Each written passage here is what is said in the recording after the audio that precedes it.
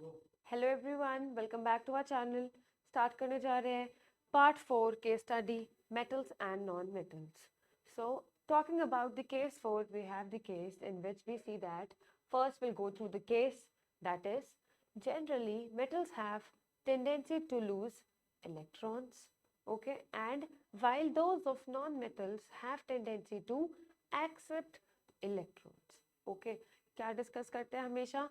First we have to read the whole case और उसमें से हमें क्या चाहिए, क्रीम निकाल के सिलेक्ट करके हम उसका नोट डाउन कर लेंगे, ठीक है। So what is the cream over here? That any metal has the tendency to lose electrons, okay, and if there is a non-metal, if there is a non-metal, then it has a tendency to gain electron, okay. So metals on losing electrons form cations. So यहाँ पे continue करके हम पूरा flow chart बना के लिख सकते हैं that a metal if it is losing electron क्या बना लेगा? कैट आयंस, आयंस फॉर्म होते हैं। So in the case of metals it is the cations, okay, don't get it confused. Positively charged ions, these are positively charged ions which are also called the cations. Then if we talk about the non-metals, so in case of non-metals, non-metals form anions. Non-metals form anions. How they form anions? By accepting electrons. So another key point that you will note down after this is the non-metals, that is the gain electrons and they form anions. And what are anions, ma'am? We are very confused between the cations and the anions. So positively charged are the cations, whereas the negatively charged ions, negatively charged ions are called the anions. So you have to be very sure, you don't have to get yourself confused between cations and anions, okay. Then moving forward in our case, the compounds formed in this manner by the transfer of electrons from a metal to a non-metal are called ionic compounds. So ionic compounds बनाते हैं कौन? Metals and non-metals. क्या होता है? Metal lose करता है electron, okay, non-metal gain करता है electron. In this way, what happens? A transfer of electrons takes place. Transfer of electron takes place, and by this transfer of electrons a ionic compound is formed, okay. So क्या पूरी क्या बात पढ़ते हुए आ रहे हैं? We have a metal, we have a non metal.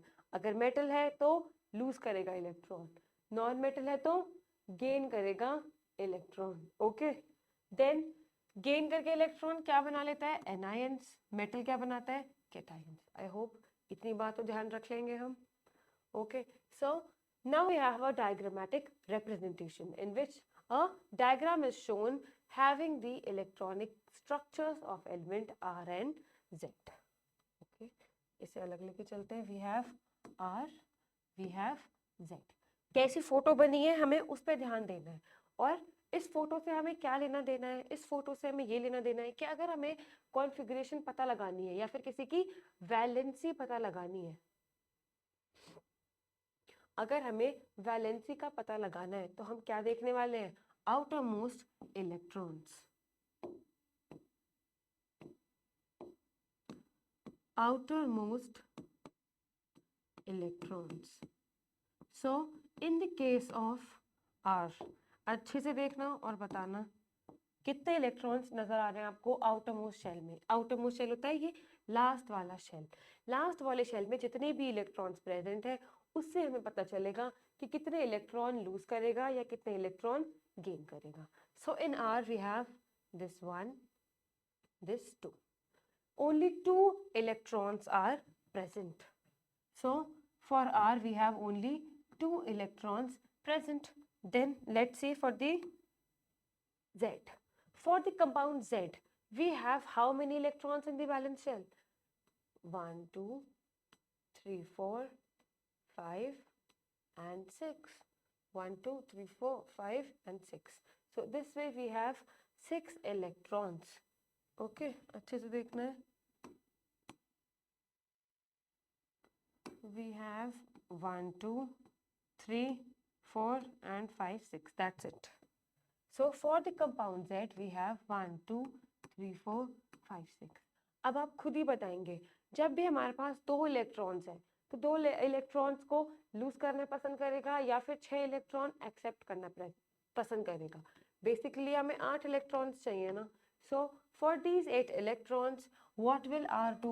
It will lose these 2 electrons, and after losing these 2 electrons it will form R2 plus, because lose करता है ना जब कोई भी element, when it lose electrons तो कैसा charge आता है? प्लस चार्ज आता है। क्या फॉर्म करता है? कैटायन। ये हम पढ़ के आए हैं अभी, लास्ट स्लाइड में हमने ये नोट डाउन करी है information. Okay, so from this we can conclude that अगर आर है उसके पास 2 इलेक्ट्रॉन्स हैं आउटर मोस्ट शेल में, so it will lose those electrons forming R2 plus. Okay, so after this we have Z की कुछ बातें करते हैं। Z के पास ना 1 2 3 4 5 6 इलेक्ट्रॉन्स है, तो क्या करेगा? 6 इलेक्ट्रॉन तो किसी को देकर आएगा नहीं ना। क्या करना चाहेगा? 2 इलेक्ट्रॉन एक्सेप्ट करेगा या फिर गेन करेगा। अगर 2 इलेक्ट्रॉन गेन करेगा Z-2 का चार्ज इसके सर पे आ जाएगा। सो अब क्या कंडीशन आ गई? R2 plus Z-2। क्या करते हैं ऐसी सिचुएशंस में? क्रिस क्रॉस, 2 से 2 कैंसिल, फॉर्मूला क्या बन जाएगा? RZ। कंपाउंड क्या आ जाएगा हमारा? RZ। By the transfer of electrons हमें क्या कंपाउंड मिल रहा है? Compound RZ। चेक करते हैं हमारे ऑप्शंस में, do we have such a compound or not? RZ, first option will be the correct option. इनको देखने की हमें जरूरत ही नहीं पड़ेगी। We have just check the outermost electronic configuration. इससे ही हम पता लगा लेंगे कि मेटल होगा, नॉन मेटल होगा, लूज करेगा इलेक्ट्रॉन या फिर गेन करेगा इलेक्ट्रॉन। ओके, कॉन्सेप्ट क्लियर हुआ? ठीक है, अब बात करते हैं सेकेंड पार्ट की। Now we have in the second part a metal M and a non-metal Z। अब हमारे पास क्या है? एक मेटल M है और एक नॉन मेटल X है। ठीक है, M की बात हो रही है और X की बात हो रही है। बात हो रही है M की,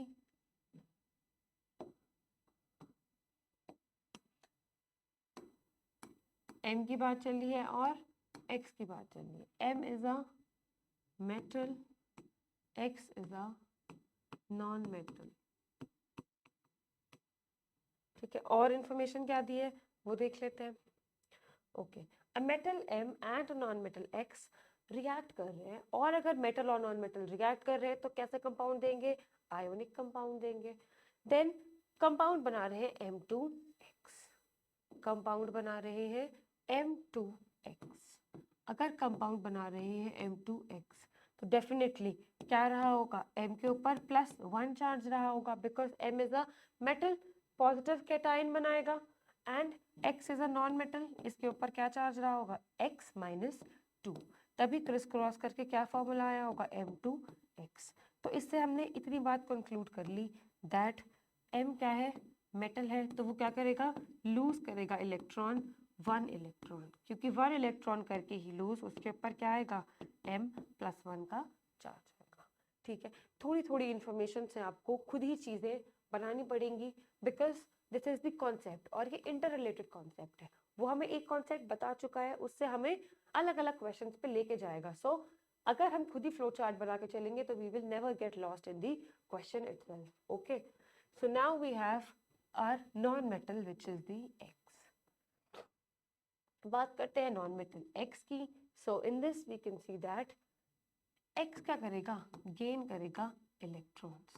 X अगर गेन करेगा इलेक्ट्रॉन्स, कितने गेन करेगा? कितना चार्ज आया उस पे? X-2। X-2 मुझे कैसे पता चला आया? क्योंकि ये फॉर्मूला गिवन था। अगर ये फॉर्मूला ना गिवन होता तो मैं ये चीज़ें ना लिख पाती। ठीक है, बट मुझे पता है कि M2X कंपाउंड बना है तो X डेफिनेटली -2 चार्ज लेके बैठा होगा। और कैसे लेके बैठा होगा? Bye gaining 2 electrons, bye gaining 2 electrons forming a charge X-2। इतनी बात तो हमें क्लियर हो गई है यहाँ से। अब अपने क्वेश्चन में चलते हैं वापस। बहुत ज़्यादा सिंपल स्टेप्स बताती हूँ, हमेशा पहले रीड डाउन करना है छोटी इन्फॉर्मेशन से। अगर उसने एक इन्फॉर्मेशन बताई है, उससे रिलेटेड आपको जितनी बातें पता है, आप सारी इन्फॉर्मेशन को नोट डाउन कर लेंगे। Okay, so now which of the following statements is correct. अब हमें क्या बतानी है? करेक्ट स्टेटमेंट बतानी है। ठीक है, सो M is oxidized. For example, you don't have any idea of oxidized. What is oxidized? Reductant, कुछ नहीं समझ आ रहा है कि ऑक्सीडेशन रिडक्शन क्या होता है, ऑक्सीडाइज रिड्यूस्ड नहीं। तो क्या करेंगे? Option elimination method. क्या क्या करना होता है ऑप्शन एलिमिनेशन मेथड में? बाकी ऑप्शंस को आप गो थ्रू करेंगे एंड उसमें से जो आपको लगता है बेस्ट ऑप्शन, उनको चेक करिए। Each atom of M gains 1 electron. अभी हम क्या देख कर आए हैं कि M क्या है? M एक मेटल है। तो अगर M मेटल है तो कभी भी गेन तो इलेक्ट्रॉन वो नहीं करने वाला है। इतनी बार क्लियर हमें यहाँ से हुई, तो हमने यहाँ से क्रॉस करा, क्योंकि हमें तो यहाँ पे गिवन नहीं है मेटल M। अगर मेटल M है तो कभी गेन करेगा क्या? नहीं गेन करेगा। So now in the C option, each atom of M gives away 2 electrons. Gives away electron तो करेगा, बट हमने देखा था यहाँ पे M+1 का चार्ज आया था, 2 इलेक्ट्रॉन्स को वो गिव अवे नहीं करेगा। सी ऑप्शन भी गलत हो गया। हो गया। Then we have atom of X gains 1 electron. X definitely क्या है? एक नॉन मेटल है, तो क्या करेगा? गेन करेगा इलेक्ट्रॉन, बट मैम क्या 1 इलेक्ट्रॉन गेन करेगा? नहीं, यहाँ पे तो X-2 आया था, तभी जाके कंपाउंड क्या बनाया था? M2X कंपाउंड बनाया था, वरना तो कंपाउंड बनता भी ना। तो गेन तो करेगा, बट 2 इलेक्ट्रॉन्स का गेन होगा। This way we have the correct option as A option. Okay, and अगर आपको समझना है कि M is oxidized, so M में क्या होता है? M से हम बना रहे हैं M+1। सो यहाँ पे क्या हो रहा है? ऑक्सीडेशन हो रहा है। Oxidation is increase in oxidation state. M था पहले, हमने कैटायन फॉर्म कर दिया, क्या बना लिया? M+1। तो क्या हुआ? इंक्रीज। हमने क्या करा? इंक्रीज कर दिया oxidation state. Increase in, okay one second, increase in oxidation state. अगर ऑक्सीडेशन स्टेट में इंक्रीज आता है तब भी हम उसे क्या बोलते हैं? ऑक्सीडेशन।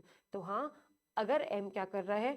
ऑक्सीडाइज कर रहा है, क्योंकि वो M+1 से फॉर्मेशन हो रहा है M+1 cation. So this way, this will be the correct option. Option number A will be the correct option. M is oxidized because M is a metal. M में change आ रहा है from M to M+1.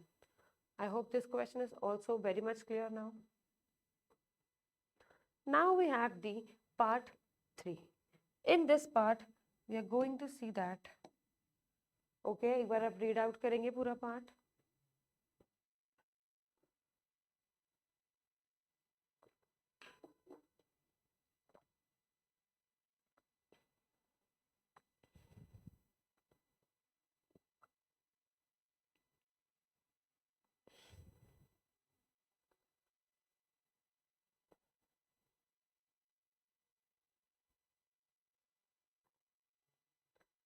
Now in the part 3rd, similar concept we are seeing in every question. So now what is the chemical formula?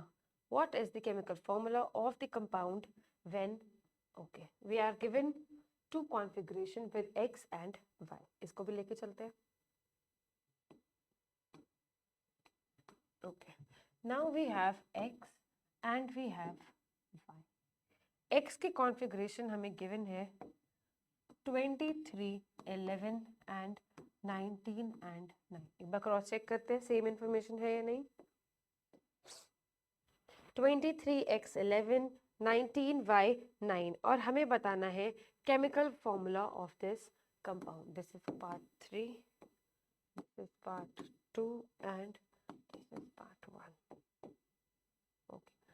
Now to form the compound from these electronic configurations. बच्चे क्या करते हैं? Confuse हो जाते हैं. You don't have to get confused. आपको हमेशा पता होना चाहिए that whenever we have to write the configuration, we are required with the atomic number. Atomic number क्या है? सबसे ज़्यादा importance रखता है इसमें. And from this representation, ma'am समझ में नहीं आ रहा है कि atomic number कौन सा होगा. हमने तो ऐसा कुछ नहीं देखा था. So this is the mass number. ये आपको दिया ही कंफ्यूज करने के लिए गया है, जैसे कि आप 19 की कॉन्फ़िगरेशन क्या बना दो 2881, but you have to consider only this 9. Why? Because this is the atomic number. ये लिखोगे गलत हो जाएगा, because this is the mass number. Mass number से हम कभी भी इलेक्ट्रॉनिक कॉन्फ़िगरेशन को नहीं लाते. किससे लाते हैं इलेक्ट्रॉनिक कॉन्फ़िगरेशन को? From the atomic number. And in any such representation हमारे पास ऊपर वाला क्या होता है? Mass number. नीचे वाला क्या होता है?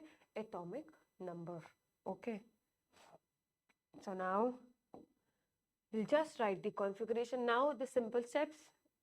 कंफ्यूजन क्या होती है सिर्फ इसमें, यहाँ पे 23 की कॉन्फ़िगरेशन नहीं लिखनी थी, 11 की कॉन्फ़िगरेशन लिखनी थी. 11 की कॉन्फ़िगरेशन लिखेंगे, सो x will be 2, 8 and 1.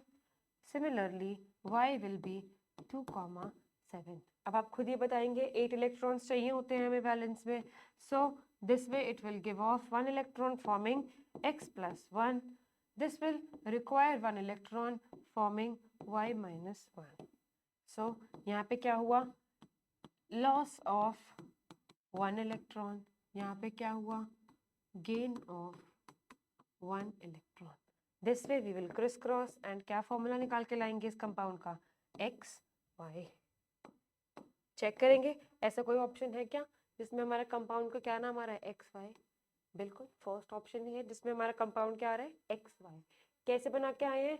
Just writing the electronic configuration. And वो कहाँ से मिलेगी हमें? एटॉमिक नंबर से. क्लियर है? अच्छे से देख लेंगे पूरा concept. These questions are very very important for the examination point of view. अब वो केस स्टडी में नहीं पूछेगा, but we are practicing case study questions in order to get an idea कि अगर इससे रिलेटेड आपके पास कोई और क्वेश्चन भी आता है तो आप उसको कैसे अटेम्प्ट कर सकते हैं. So this way, this is how the series become very very important for you. So now we have part number 4th. Okay, coming to the next part. We have observed the given reactions and answer the question that follows. अब देखते हैं कैसे questions कराने वाले हैं हमसे. Representation हमें given है. सोडियम ने क्या करा है? एक इलेक्ट्रॉन लूज किया है, Na+ बना लिया है. Cl ने एक इलेक्ट्रॉन एक्सेप्ट किया है, Cl- बना लिया है. मैग्नीशियम ने 2 इलेक्ट्रॉन लूज करके मैग्नीशियम 2+ बना लिया है. अब हमें बताना है करेक्ट रिप्रेजेंटेशन. चेक कर लेते हैं करेक्ट रिप्रेजेंटेशन. हमें इतना पता है कि NaCl सोडियम में क्या होता है? 281. It will lose 1 electron and it will form Na+. And this way it will have 8 electrons. Chlorine, it has 287. It will gain 1 electron forming Cl- and configuration 288 having 8 electrons in its valence shell. अब इसकी representation कैसे करने वाले हैं अच्छे से आके देख लेंगे. सो नाउ Na+, ठीक है. Cl- में देखो क्या गिवन है? ऐसे इलेक्ट्रॉन्स गिवन है, देन डॉट वाले इलेक्ट्रॉन्स गिवन है. हमें काउंट करना है कि 7 इलेक्ट्रॉन्स इसके पास क्लोरीन के अपने थे. 7 electrons should be same. So here we have, over here we have 1 2 3 4 5 6 electrons है. 2 इलेक्ट्रॉन तो इसने एक्सेप्ट नहीं करे हैं, so this will be the incorrect option. Because अगर हमारे पास क्लोरीन है तो कैसा होना चाहिए? 1 2 3 4 5 6 7. और एक इलेक्ट्रॉन उसने गेन किया है तो यहाँ पे एक डॉट होनी चाहिए थी, बट यहाँ पे क्या है? दो डॉट्स हैं. इससे क्या मतलब है? इससे पता चल रहा है कि उसने गेन किए हैं 2 इलेक्ट्रॉन्स, जबकि वो गेन तो नहीं करता. गेन कितना इलेक्ट्रॉन करता है? Only 1. Okay, so this way option A will be the incorrect option. Again we have option number B. Na+ था, ठीक था. Cl- को चेक किया, 1 2 3 4 5 6 7. सातों इलेक्ट्रॉन्स कैसे हैं? ऐसे ही रिप्रेजेंट है. ठीक है, जरूरी नहीं है स्टार से होंगे, ऐसा भी कर सकते हैं हम 1 2 3 4 5 6 7. बट जो 8th इलेक्ट्रॉन होगा उसको फिर अलग बना देंगे. बट यहाँ पे क्या हुआ? Cl का मामला तो ठीक है. अब चेक करते हैं मैग्नीशियम 2+, बिल्कुल ठीक बात है. देन 1 2 3 4 5 6 7 8. यहाँ पे क्लोरीन को गलत दिखाया गया है. यहाँ पे MgCl2 कंपाउंड होगा. या फिर कंपाउंड होगा NaCl। दोनों में क्लोरीन तो एक ही गेन कर रहा है electron, so this way it will be the option incorrect, B option. Now Na+ correct, यहाँ पे एक इलेक्ट्रॉन गेन हुआ है, करेक्ट। Mg2+ करेक्ट, यहाँ पे चेक कर लेते हैं, सी ऑप्शन। 1 2 3 4 5 6 7 यहाँ पे बिल्कुल ठीक है। MgCl2 है, इसलिए यहाँ पे ट्वाइस हमने लगाया है, so this will be the correct option. Okay, so option C will be the correct option over here. I hope the representation is also clear now. Now we have the part 5, reaction between X and Y forms compound Z. देखते हैं X and Y है क्या चीज़। X करता है loose electron, Y करता है gain of electron. अगर X loose कर रहा है, Y गेन कर रहा है, तो कैसा कंपाउंड बनाएंगे, आयोनिक कंपाउंड बनाएंगे। अब हमें बताना है कि कौन सी प्रॉपर्टी वो शो नहीं करता है। So has high melting point, ये तो ठीक बात है, ये नहीं हो सकता ऑप्शन। कंडक्ट्स इलेक्ट्रिसिटी, ये भी ठीक बात है। occurs as a solid, ये भी ठीक बात है। Has low melting point, this will be the correct option because this is a false statement.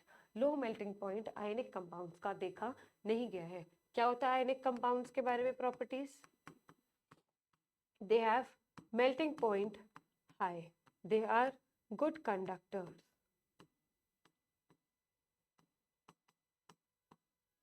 Okay, they occur as solid and they conduct electricity in molten state. So this way option will be the correct option is B option, which has low melting point because this property is not shown by the ionic compounds. So these was the very important 5 questions from the metals and non-metals. I hope आपको बहुत clear हुआ होगा. If you have any query, आप comment कर सकते हैं in the comment box given below. Thank you so much. Stay tuned for more such videos.